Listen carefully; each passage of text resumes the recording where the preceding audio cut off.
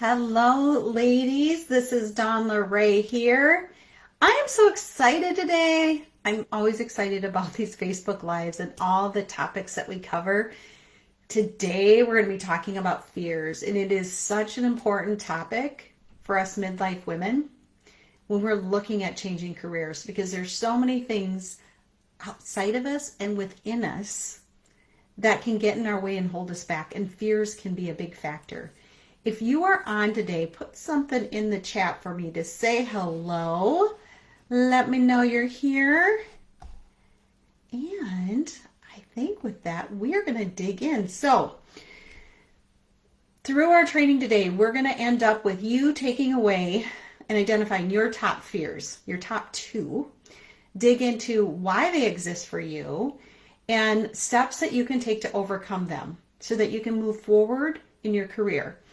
And so to preface this, I want to give a shout out to Ruth Soukup because this book, it's called Do It Scared, and she actually has an assessment and it identifies 7 different fear types. And so I'm going to be going into those today so that as you identify what most resonates for you related to your fears in your job pathway, these are going to be a big part of identifying them. So I will be giving some basics, but I definitely recommend checking out the assessment and even the book. So we are going to dig in. All right. So, what I find really interesting is that sometimes we don't even know that it's fear holding us back. And I believe that it can happen for us in that we will sometimes just come up with reasons why we aren't moving forward in something we really want, rather than acknowledging what might be under the surface. And I think if we really peel back the layers and get honest with ourselves, it's possible there might be a fear or two under the surface. And so this time together is a chance for you to get real with yourself too. So we're going to explore the 7 fear types that Ruth pulls together so that you can identify what your top fears are that might be holding you back from transitioning into your dream career. And honestly, ladies, our fears are developing over our lifetime based on people in our lives, environments we've been in, situations we've encountered, interactions that may have impacted us in a really tough kind of way. And there's no judgment because we all have fears, and we all have fear types that are more prevalent in our lives, and they've developed over time. But if we take this opportunity to explore them and know which fears are our fears, we can actually take steps forward to overcoming them. So that's what we're going to do today. And so I'm going to share, just preface here with you, the 7 fear types, and these go from most common to least, and no worries, I'm going to explain what each of these represent. The first one is the procrastinator, then the rule follower, the people pleaser, the outcast, the self-doubter, the excuse maker, and the pessimist.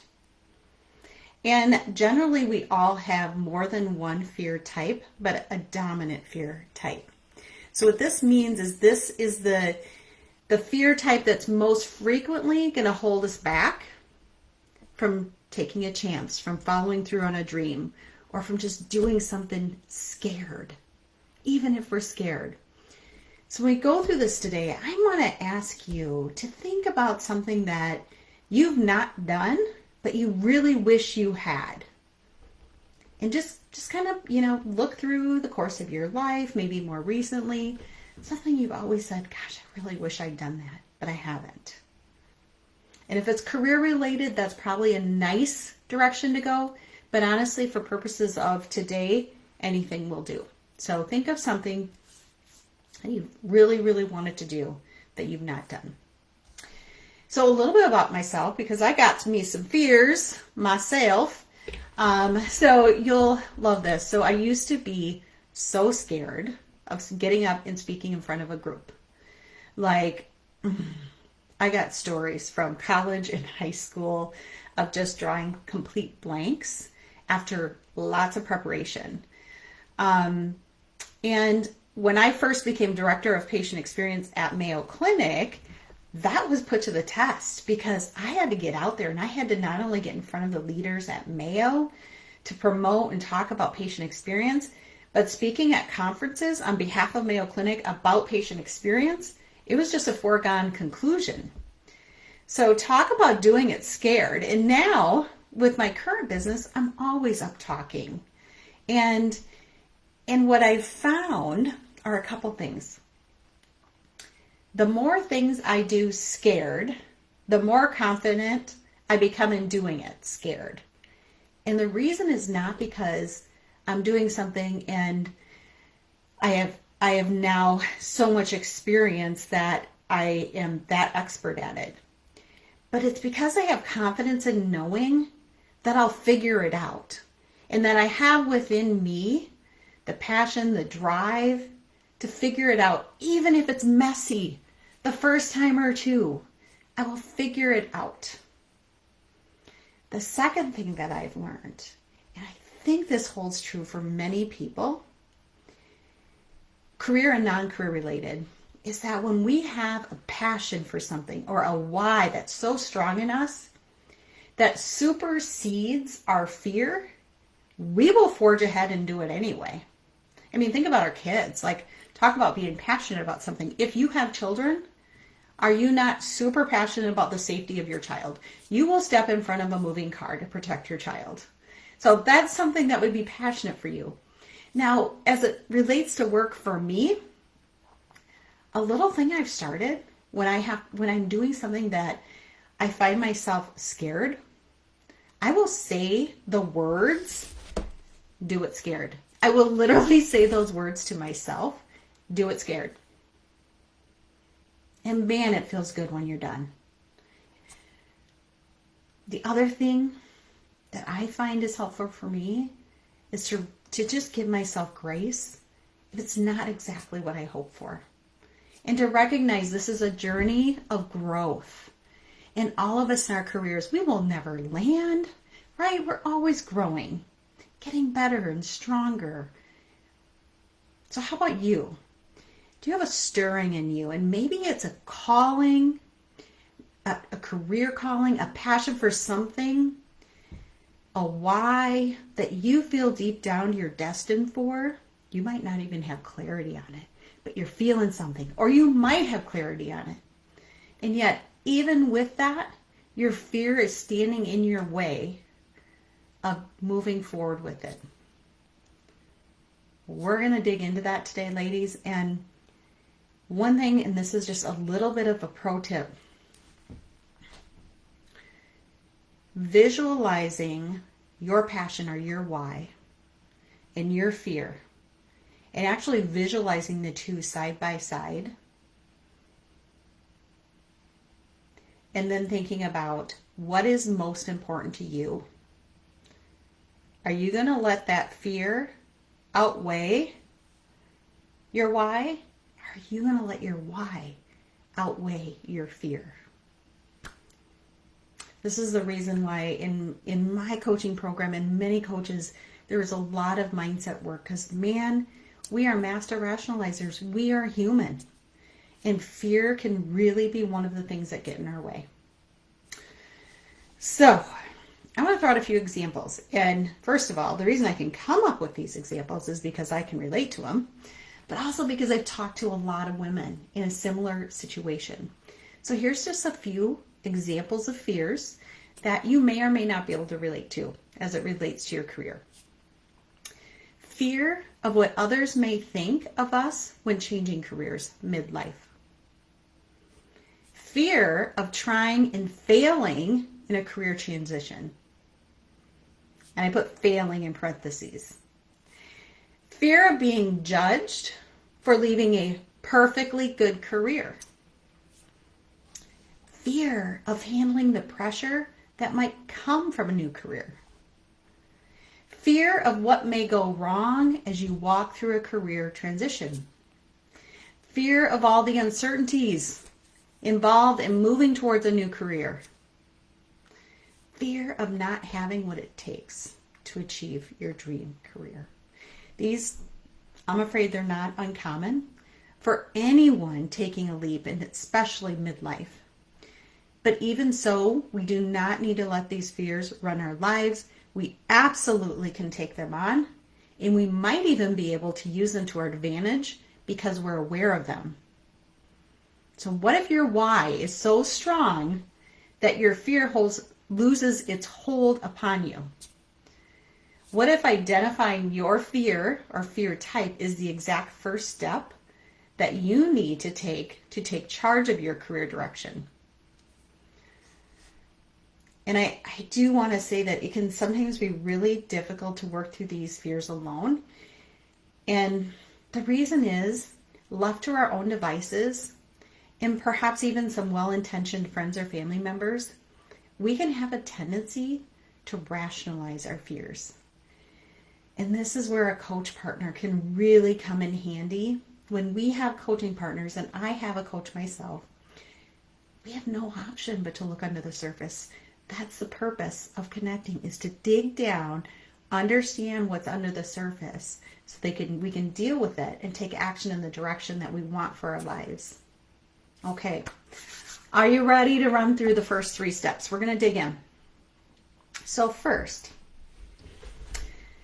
we're going to get clear on our top fears and their impact that might be keeping us from our dream career. And this is important because if we don't come face to face with our fears head on, we cannot overcome them. And fears can be signals from our bodies that are based on years and years of formed neural pathways. And I know I talk about neural pathways in some of my other trainings. We won't get into the details here, but they can be pretty automatic responses within us. And that's why it's important to go through these steps to try and change those pathways. And it's not one and done. Ladies, I wish it was an easy one and done. Okay, so first I want you to narrow down your top 2 fear types. And I'm going to help you with those because I'm going to give you a series of examples based on Ruth's book. And I'm going to try and put this in the comments here. Now, I'll warn you, they're not bulleted and separated, but I'm going to read through them, and I wanted you to have them in print because some of us like to see things. Okay, I do. First one, you're going to hear these more than once. Are you so afraid of making a mistake that you stay in your career where you're unhappy or maybe even miserable? Number 2, are you so focused on following the rules of your life, rules that you may or may not even written yourself, so focus on the rules that you stay right where you are, even though you're not fulfilled? Are you highly motivated to do what makes others happy and thrive on their approval rather than your own? So much that you struggle with establishing your own boundaries in your career. Do you tend to self-sabotage yourself before others have a chance to? Do you struggle with the not good enough thoughts, where you've convinced yourself that others have more to offer than you do? Have you come up with and shared with others the many reasons why it's not a good idea for you to change careers? Yet deep down, you know they are only excuses. Number 7, have you convinced yourself that taking a chance on a new career is just a foolish dream and prone to failure? Good things come to others, but not you. Okay, ladies, we're going to go through these one more time with some examples. So I want you to be, as I'm reading these off, maybe look at the chat. When things are ringing true for you, make a note of it. So the first one is the procrastinator. Are you so afraid of making a mistake that you stay in your career where you're miserable? An example of this might be, okay, your fear may say to you, you don't have all the expertise or experience required to change careers. You don't like taking chances on new things. Anyway, what if you fail? What if you succeed? Both are risks. It's safer to stay where you are. That's the procrastinator, afraid of making a mistake. Number 2 is the rule follower, who is over-focused on doing what they're supposed to do rather than trusting their own inner compass. Your fear may say to you, what if you make the wrong decision about a career change? You'd be stepping into the unknown without a clear plan, which is really scary and reckless, I might add. That's the rule follower. Okay, ladies, the next one is the people pleaser, who's afraid of what others might think of them, more so than what they think of themselves. And they're going to be highly motivated to do what makes others happy and thrive on their approval rather than their own. Okay, so their fear might say to them, what will your coworkers say if you leave them behind? They need you. Don't you owe it to them to stay? What would others think of you changing careers at this point in your life anyway? You're already 51 years old. That's a people pleaser. Number 4 is the outcast who's afraid of rejection and therefore puts on a shield of protection where they will self-sabotage themselves before others have a chance to criticize them. An example might be the fear saying, why would you put yourself out there in another career only to have others reject you anyway? You're a 58-year-old female who will never be recognized in XYZ field.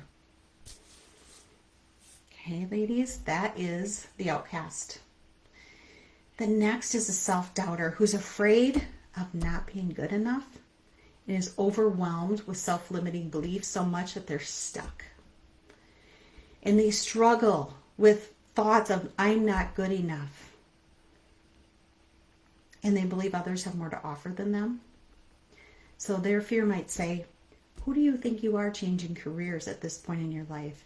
You would likely fail at your age anyway. At least where you are now, you know what you're doing. It's best to stay in your safe zone. That is the self-doubter. Next is the excuse maker who's afraid of taking responsibility or being blamed.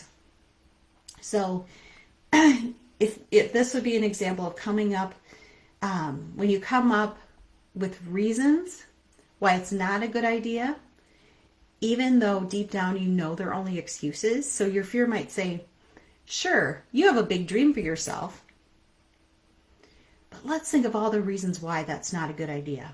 First and foremost, you just don't have time to pursue this right now. Anyway, dreams like that are for the younger generation. That's the excuse maker. And lastly, but not least, is the pessimist. The pessimist is afraid of adversity and often feels powerless and possibly bitter. And they may have convinced themselves that taking a chance is just a foolish dream, prone for failure. Good things come to others, not them. So their fear might say, think of all the time and effort in making a career change. Would it even be worth it? Life is hard enough to add any more to it. So ladies, when I read these off, you might look at them and go, I didn't really realize those were fears. That's a rationalization. And so the beauty in this is it really puts names to fears so that we can then identify what we need to work on. And so hopefully, ladies, you've identified your top 1 or 2. And if you haven't, do the replay. Okay? Or grab the book. Okay, the next step is we want to measure the impact of those fears.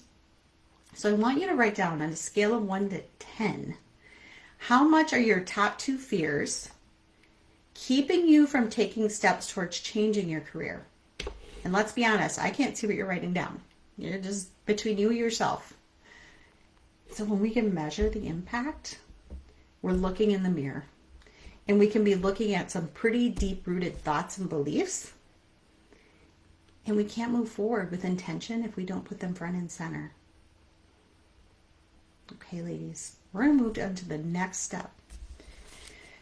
We're going to dig into your why, how, and your feelings. So with your why, I want you to write down the 3 reasons why you would like to overcome these fears as it relates to a career change. What possibilities may come up to you if you did?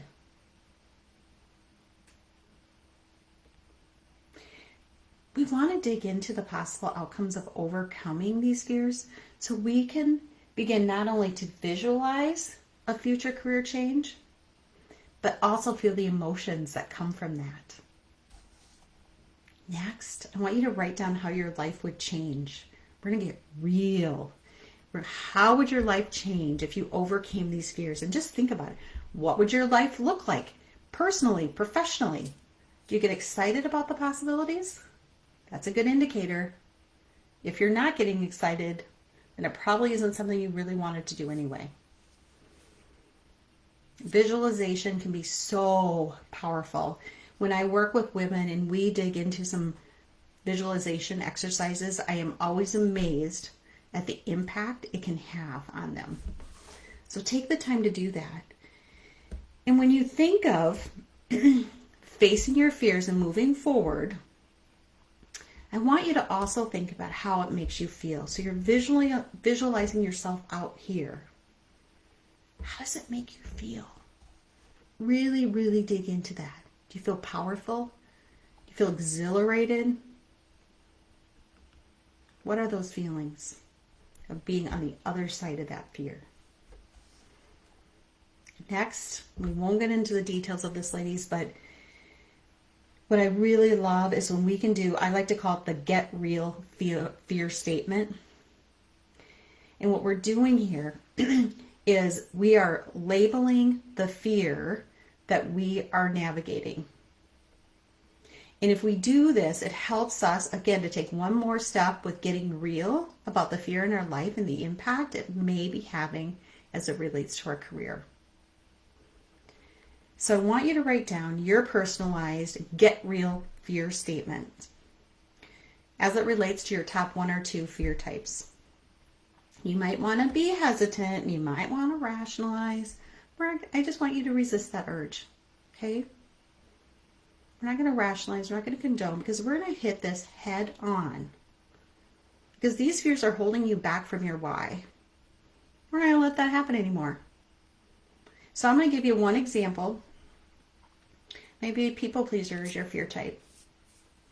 So an example might be your get real fear statement. What will my family and friends say about me changing careers at the age of 55, knowing I only have 9 more years until retirement? They'll probably laugh about it behind my back. Talk about getting real.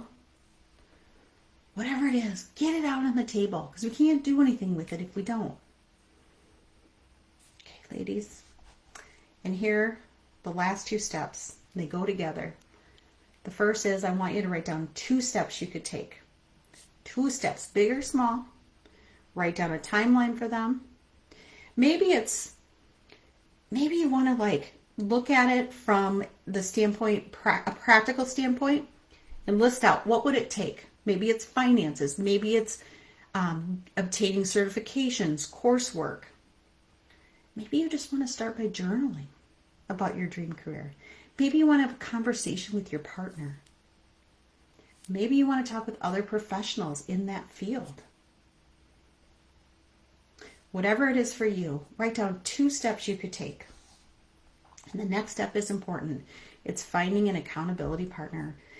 And by that I mean a friend, a colleague, someone who you know will support you, that you feel comfortable talking with about this. I know this is sensitive.